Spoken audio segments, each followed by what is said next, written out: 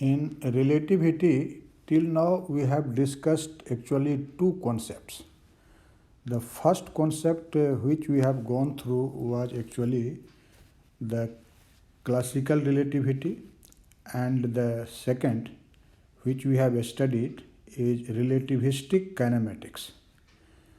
In fact, in classical relativity, we have obtained a set of equations which are known as Galilean transformations. But you have seen that laws of mechanics are consistent with these Galilean transformation equations. It means the laws of mechanics, or you can say Newtonian mechanics, are actually invariant under Galilean transformations. But laws of any other branches of physics like electrodynamics are not invariant under Galilean transformation. And so that was actually a drawback of classical relativity. In fact, it was found that Maxwell's equations are not invariant under Galilean transformation. And after that, we have studied a famous experiment, Michelson-Morley experiment, and that famous experiment actually forced us to the conclusion that the Galilean transformation had to be replaced, and the basic laws of mechanics which are consistent with Galilean transformation needed to be modified. After that, we have obtained in relativistic kinematics a new transformation which is known as Lorentz transformation, and we have also examined their implications for kinematical phenomena like aberration of light, Doppler effect for light wave. These we have actually discussed. But now we are going to discuss, or you can say we are going to deal with the problem which are of dynamical importance, or you can say now our aim is to deal with the dynamical phenomena and to find how to modify the laws of classical mechanics so that the new mechanics is consistent with special relativity. But you know that classical Newtonian mechanics is not consistent with special relativity because its laws are invariant under Galilean transformation but not under Lorentz transformation. So in this condition, definitely there should be a modification of Newtonian mechanics so that it may become consistent with Lorentz transformation. So actually there are two important problems regarding the classical mechanics, and I have mentioned here all those two problems. In fact, in Newtonian mechanics, you know the ultimate speed is in fact infinity. It means there is no restriction on the value of the highest speed of a particle. It means a particle may move with infinite speed. But you know, in special relativity, there is a restriction on the ultimate speed. In fact, in accordance with special relativity, the speed of any material particle or any signal can never be greater than the speed of light in free space, which we denote by the symbol c, and it has a value of 3 into 10 to the power 8 meter per second. So Newtonian mechanics actually says that speed may be infinity, but according to special relativity, the ultimate speed of any particle is c, and it is never greater than c.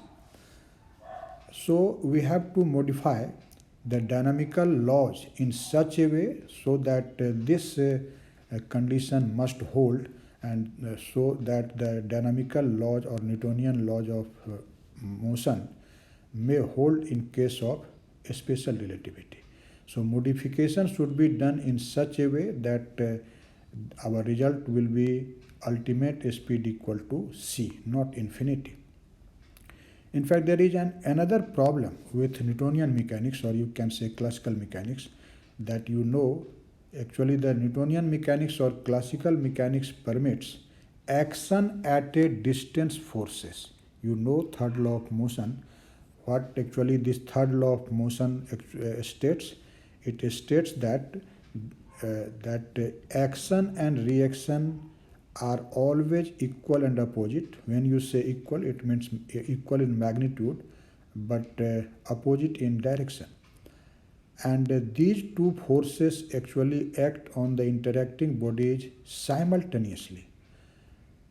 It means at the moment when action acts at the same moment, a reaction will take place.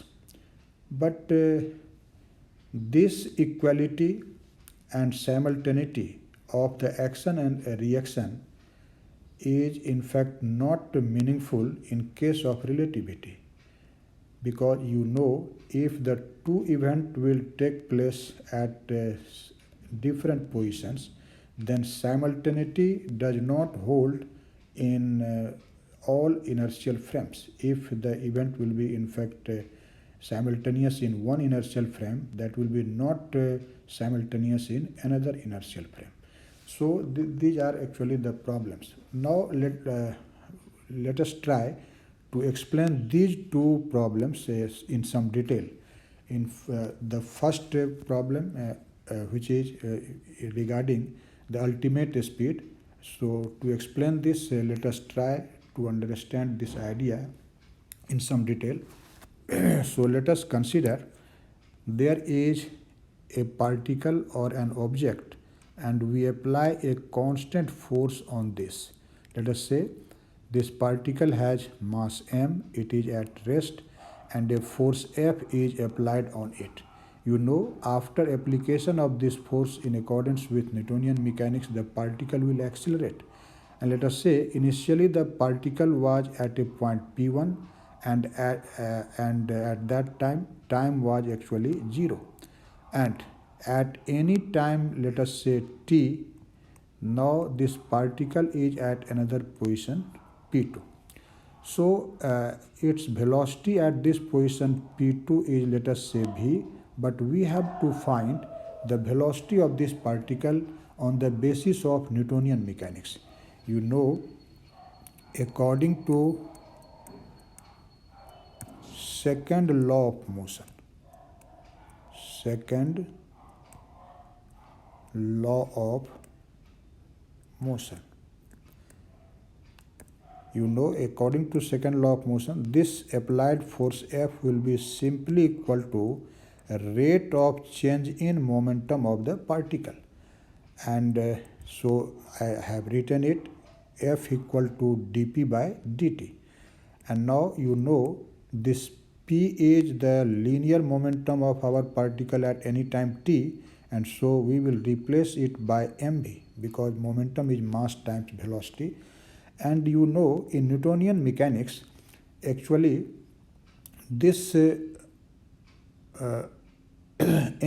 that is mass of the particle, is treated as a constant independent of time. So we will take it outside of the operator. So this will be m dv by dt. So you define the force acting on the particle as F equal to m dv by dt. Now your aim is to find the velocity of the particle at any moment t. So let us write this equation in a particular form. You can see here that we can write dv equal to F over m dt. And to get the value of velocity v at any time t, we will simply integrate this equation. So let us integrate it. This integral of dv will be equal to F over m integral of dt. And the limits for time will be 0 and t, and when time was 0, the particle was at rest, so the corresponding limit for v will be 0. And when time is t, then we have assumed that the velocity of the particle is v. So corresponding to this limit t, the limit for velocity is v. And you can easily see the LHS is simply V, and this is F over m into t. So this is actually the velocity of our particle at any time t in accordance with the Newtonian mechanics. And you can see here that actually this equation is equation of a straight line in the form y equal to mx, but here this m is not mass, it is slope. This is tan theta in fact. So you can see this represents a straight line passing through the origin. So if we plot the velocity of the particle v in against of time t, we will simply get a straight line passing through the origin. And if this straight line makes an angle theta with this t-axis, then actually here which I have mentioned that by the symbol m, which is slope, that is actually equal to tan theta. So don't confuse this m with this m, because in fact m means here f by m, but generally in mathematics this is written by m. So I have written instead of m, f by m is actually slope, and slope is generally written by m. So let us try, we write it m prime. So this is m prime and it is slope of this straight line. So you can see that velocity of the particle in accordance with Newtonian mechanics when applied by a constant force increases linearly with time. So you can see from equation 1 that if t tends to infinity, then in accordance with this equation 1, you can see v will tend to infinity. So you can say now, in accordance with Newtonian mechanics, when a force is applied on a particle continuously, then it is possible that velocity of the particle will go increasing and finally it will become infinity.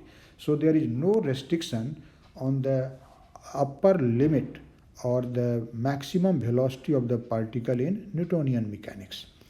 But you know that in special relativity there is a restriction.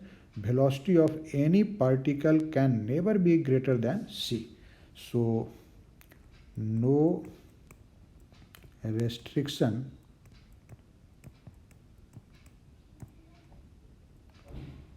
on maximum velocity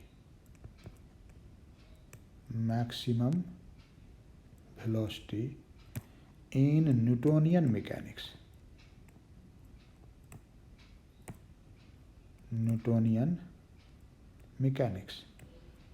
But according to special relativity, the ultimate speed is c.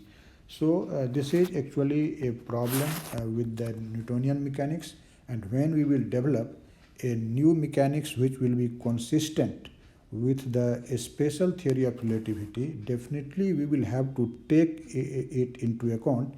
We have to obtain such form of dynamical laws which will satisfy that the maximum speed will be not infinity but equal to c.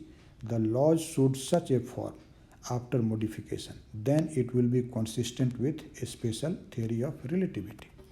Now you can see the second problem with the classical mechanics, and as I have told you, the second problem is actually action at a distance forces. According to third law of motion, the two particles which interact with one another, it means, let us consider there are two bodies or two particles. This is body number 1 and this is body number 2, and you can assume that this body 2 actually experiences a force, let us say F21. F21 is the force experienced by body 2 due to body 1, and this body 1 experiences a force F12, and this F12 is force exerted on body 1 by 2. So let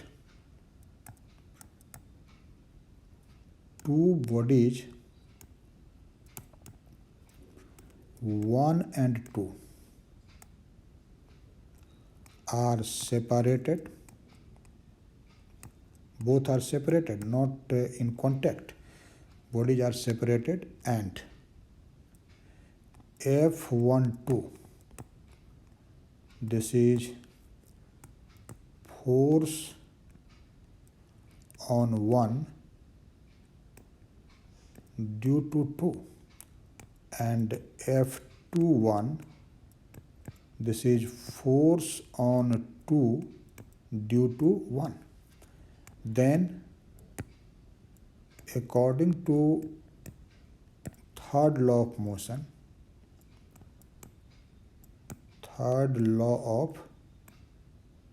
motion, you know this F12 is equal to minus F21. F12 equal to minus F2. If you consider that this F12 is action, then this F21 will be actually its reaction. And the third law says that action and reaction are equal and opposite. Actually, this negative sign implies that the directions of these two forces are opposite to one another. And this action and reaction, according to third law of motion, act simultaneously. They act simultaneously. When you say the action and reaction act simultaneously, what does it mean? It means if you consider that an observer finds that this F21 is acting on body 2 at a particular moment t, then the observer will also find that this force F12 is acting on body 1 at the same time t. And this does not depend on the reference frame. It means if there will be two observers in relative motion, both will find that the forces F21 and F12 are acting at the same time. But this is not in accordance with the special theory of relativity.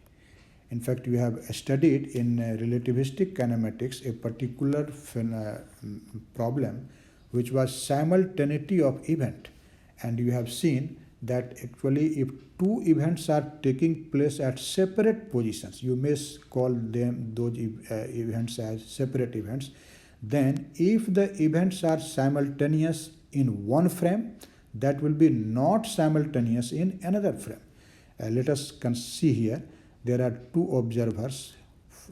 C, S is a frame and O is its observer, and S prime is another frame, and this S prime frame is actually moving with a constant velocity, let us say v, with respect to the first frame.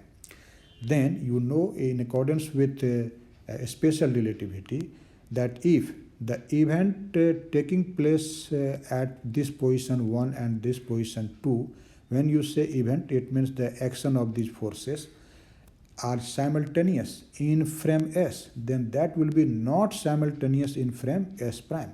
So according to a special relativity, if action and reaction acting on separated bodies,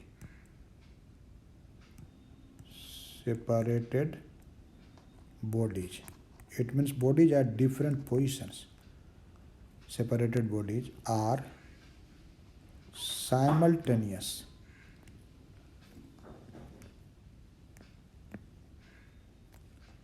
in frame S, then they are not simultaneous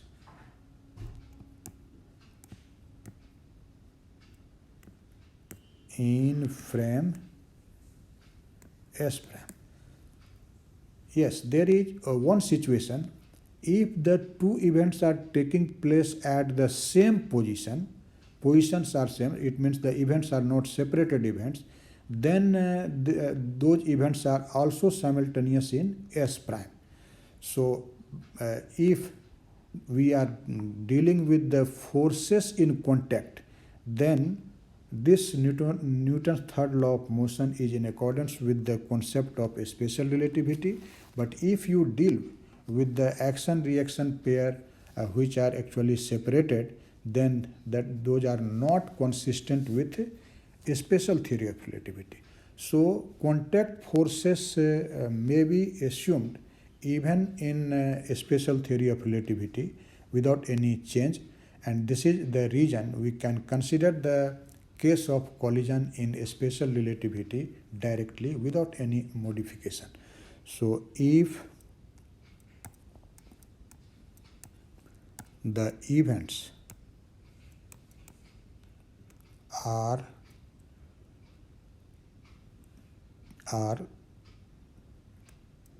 at the same position,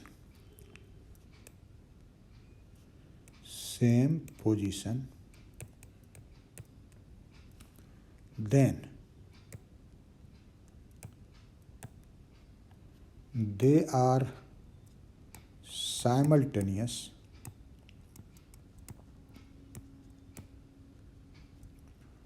in both frames. So what is our conclusion? Our conclusion is that you cannot say that two events are simultaneous in two frames which are in relative motion if the events are separated. But if the events are not separated, you are dealing with the forces of contact, then actually they are simultaneous in accordance with the special theory of relativity. So we in a special relativity, we can include the forces in contact, but we must exclude the forces at a distance. So forces at a distance, this should be excluded, not included.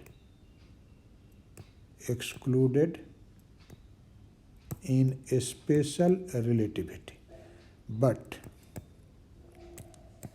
forces in contact, when you say forces in contact, for example, you can take the problem of collision, and collision not like a scattering where there is no contact, but collision, physical collision, when actually two bodies get collide. Let us say these are two bodies in contact and they are colliding, then such problems can be dealt by the concept of special relativity, because in this condition action and reaction will be equal and opposite and also simultaneous because the events are taking place at the same position. So forces in contact, for example in collision, this include a special relativity. Include a special relativity.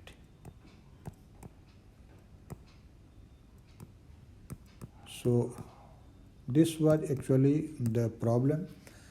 Again, you know, in making a new law of motion that will be consistent with relativity, therefore we must exclude action at a distance forces, but we include the collision phenomena, and simultaneously we can also include another problem. You know, in classical mechanics we deal with the electrostatic forces, and in Coulomb's law we actually discuss these forces by the concept of action at a distance points. When you consider electrostatic forces, in accordance with Coulomb's law, you know, this law says that if there are two charged particles, let us say Q1 and Q2, and both are actually separated by a distance r, then according to Coulomb's law, this charge Q2 experiences a force F21 and due to the charge Q1, and this charge Q1 experiences a force F12 due to the charge Q2, and again this F12 is equal to F21 and with minus sign, and so action and reaction are equal and opposite according to the Coulomb's law. But again you can see these event actually takes place at different position if charge Q1 is situated at position P and Q2 is situated at position Q. Then according to a special theory of relativity, the action of these two forces F12 and F21 cannot be simultaneous in all inertial frames which are actually in relative motion. If these events are simultaneous, it means F12 and F21 are equal and opposite and act simultaneously in a particular frame S, then they will be not simultaneous in another frame S prime, which is actually in relative motion with respect to frame S. But we deal with such a problem by another idea, that is called field concept. So when we will actually apply field concept, that will be in accordance with the special theory of relativity. Why? You can see, according to field concept, this charge Q1 actually creates an electric field, and that electric field is actually distributed in this region, and in that electric field this Q2 charge is lying, and this Q2 charge experiences electrostatic force not directly by Q1 but due to the field created by Q1, and the field is already present at the site of Q2. So if we consider the field concept, then this event will be simultaneous, because at the site of Q2 already field produced by Q1 is present, and so the force exerted by that field on Q2, and similarly the field produced by Q2 which is present at the site of Q1 exerts a force on Q1, and so then the events are not separated, because the agent, that is field, which exerts the force on Q2 is present at the site of Q2, and so and similarly the field produced by Q2 is present at the site of Q1 and exerts force on Q1. So field concept is valid even in a special theory of relativity, because according to field concept we talk about the forces in contact, not forces at a distance. So we can utilize the idea of a field concept in case of a special theory of relativity. So now as I have told you that the modification of the Newtonian mechanics should be in such a way that we can obtain the Newtonian form of laws when we will actually apply the classical limit condition, because in classical limit Newtonian laws of motion are actually experimentally correct. When V by C tends to 0, or you may say that V by C is much smaller than 1, then Newtonian mechanics and Newtonian laws are experimentally correct.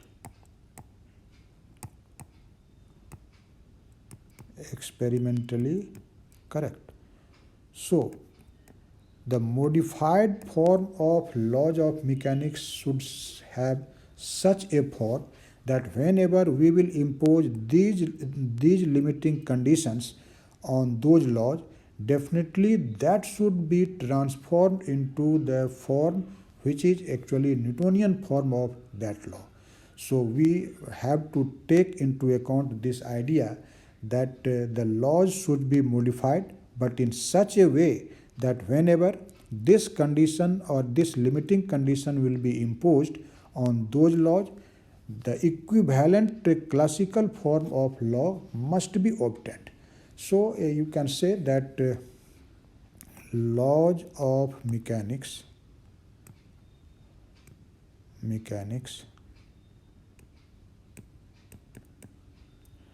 should have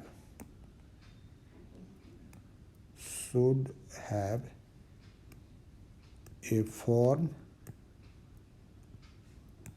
after modification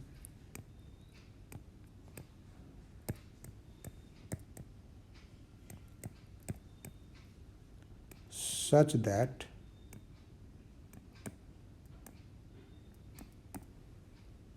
when we impose the condition V by C much smaller than 1 on them, they acquire their classical form.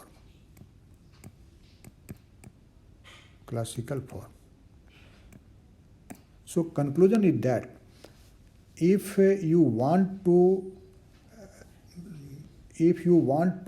the laws of classical mechanics to be consistent with a special theory of relativity, and they should be invariant under Lorentz transformation, then definitely there is a need to modify these laws, but modification should be done in such a manner that whenever these limiting conditions V over C tends to 0 or V over C is much smaller than 1 will be imposed on those laws, those modified laws you can say, then definitely those laws should be transformed into its original form, because you know at lower speed under this condition Newtonian laws are actually experimentally correct, so that cannot be in fact avoided. So definitely modification should be done in such a manner that whenever this classical limit condition will be imposed, the laws should be transformed into Newtonian form or its original classical form.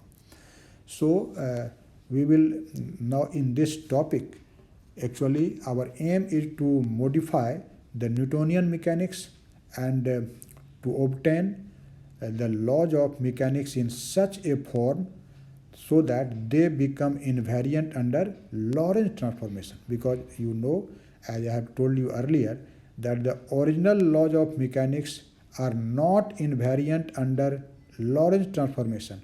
They are invariant under Galilean transformation, but now to make those laws consistent with special relativity, we have to change their form, and the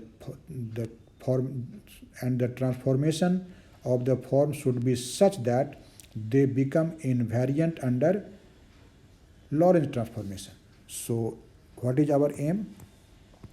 Aim is to modify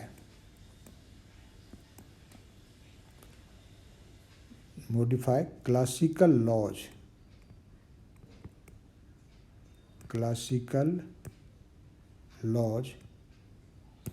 in such a form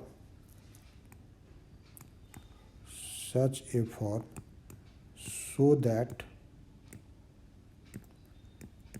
they become invariant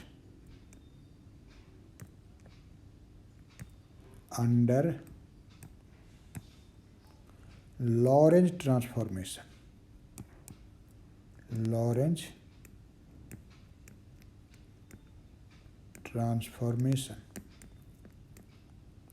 And imposing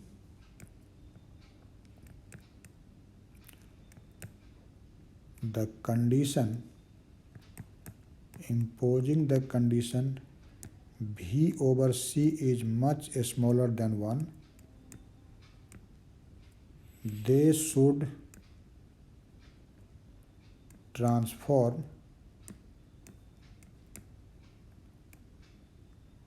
into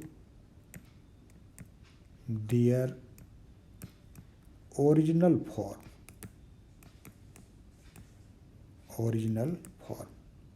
That is Newtonian form. And for this you will see that there will be a need to redefine the mass and momentum. For this there is a need to redefine mass and momentum.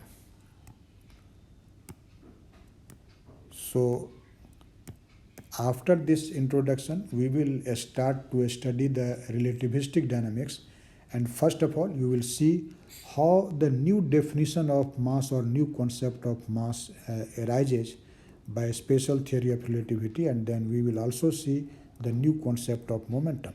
So there is a need to redefine mass and momentum. In fact, according to Newtonian mechanics, mass is velocity independent, but you will see in accordance with special relativity, mass should be a function of velocity. It will vary with velocity. So when actually we will consider the concept of mass variation, and we will also take into account the new velocity addition theorem, then we will actually get the new concept of mass and momentum, and those new concept of mass and momentum will be actually formed the relativistic dynamics. So this was actually a brief introduction regarding the relativistic dynamics.